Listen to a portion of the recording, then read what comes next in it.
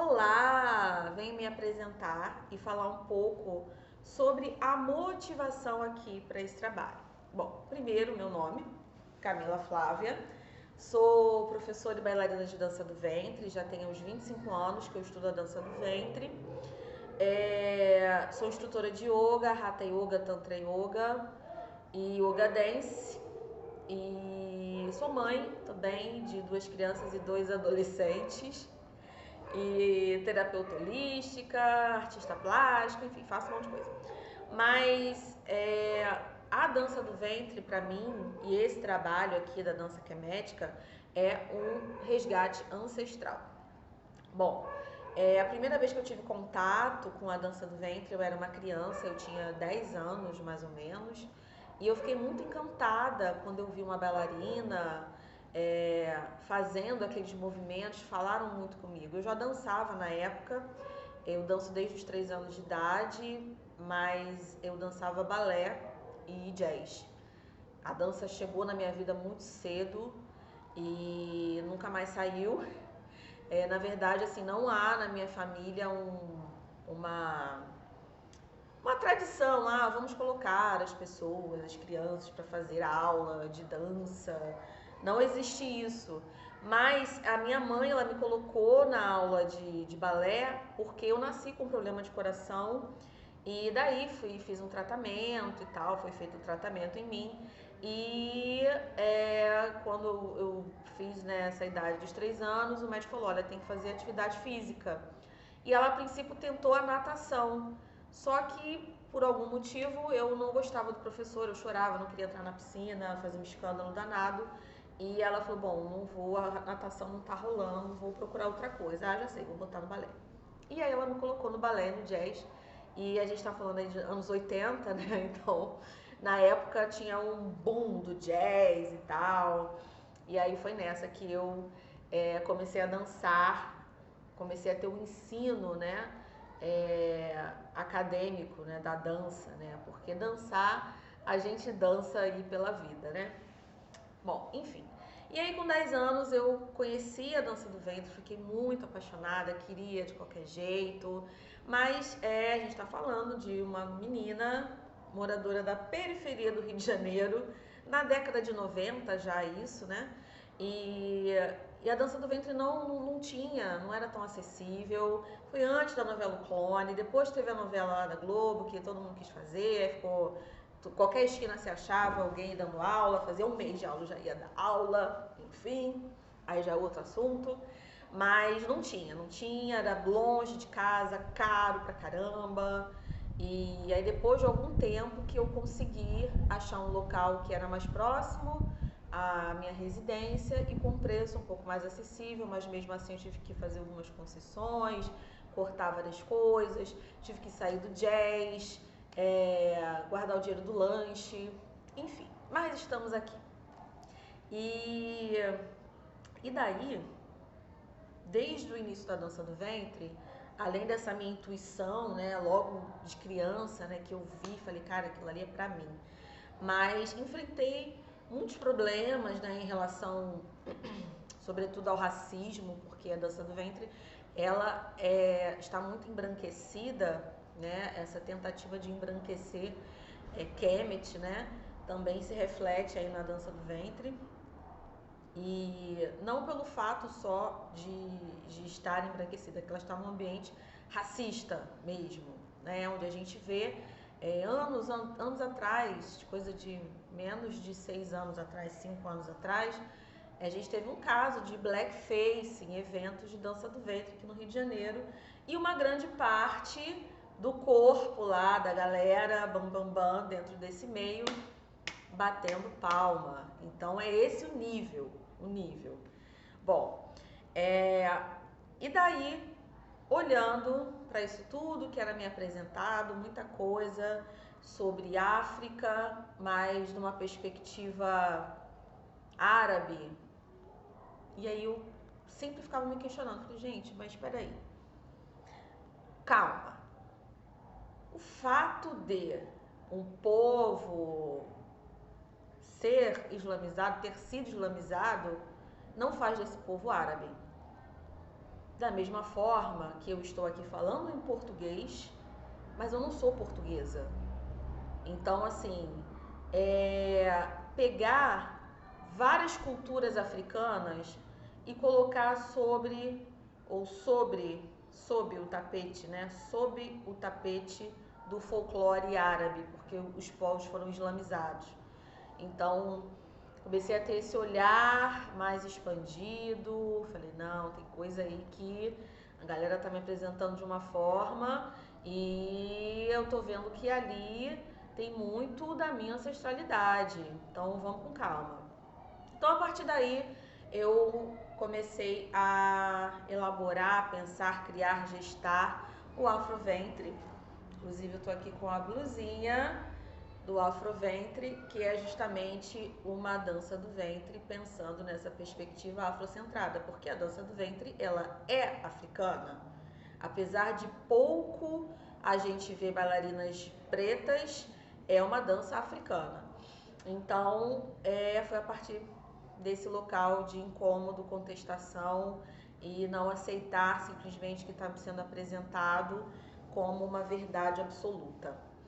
E esse trabalho aqui específico da introdução à dança quemética vem justamente dos estudos das origens da dança do ventre, né? Porque o que conhecemos hoje em dia como a dança do ventre tem influência de vários povos, tem influência de várias culturas, e o que eu acho ótimo, porque você vai vivenciando várias experiências no seu corpo, né?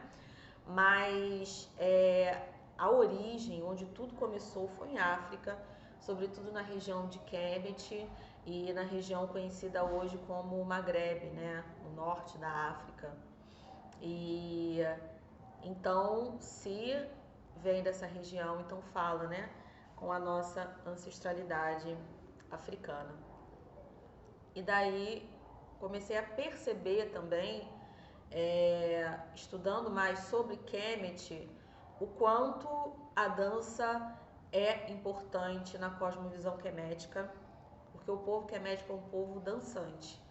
Dança-se em cerimônias religiosas, espirituais, dança-se em nascimentos, dança-se em funerais.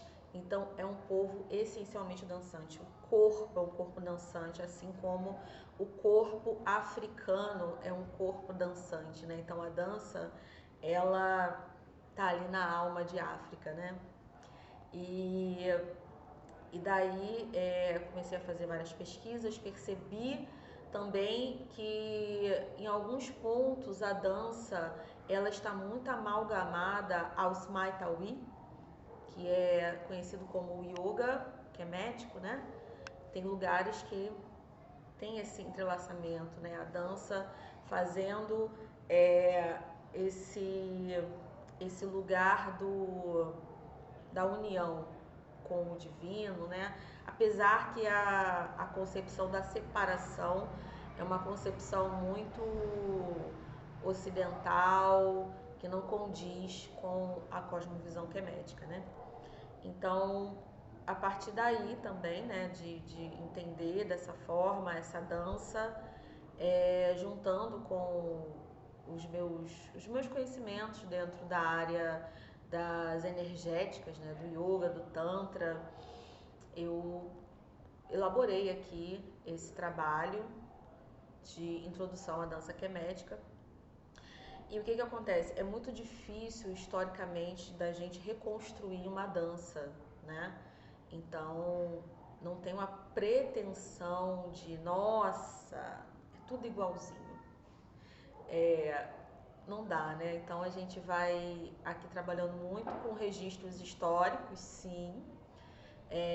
Só para vocês terem uma ideia, já foram registrados mais de 18 termos que eram utilizados em Kemet para se referir à dança. Então, assim, é um assunto muito amplo, né? Alguns instrumentos musicais a gente encontra até hoje sendo utilizados em algumas danças que são conhecidas como danças do folclore árabe. Então a gente tem instrumentos que são utilizados desde enfim, dos árabes ainda nem pensarem em encontrar a região de Kemet. E ficou tudo sob esse tapete, né, do folclore árabe. Mas não vou explorar muitos instrumentos agora, só estou citando exemplos, porque a gente está fazendo um trabalho mais introdutório, que depois ele vai ser mais aprofundado em outros módulos. Então, tem todas essas questões, né?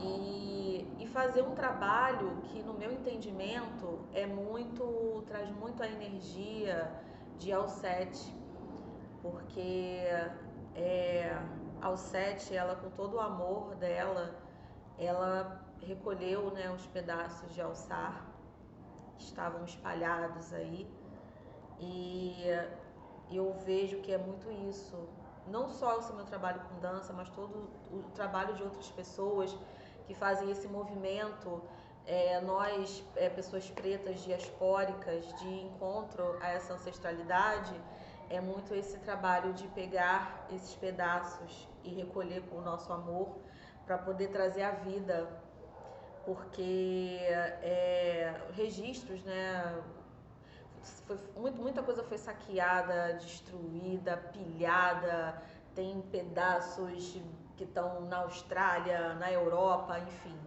Então, é muito esse trabalho de recolher esses pedaços com o nosso amor, com a guiança dos nossos ancestrais, a gente reconstruir, né, de uma forma que a gente consiga ainda gerar vida, né, porque Alcete e Alçar ainda geraram Heru depois dessa reconstrução.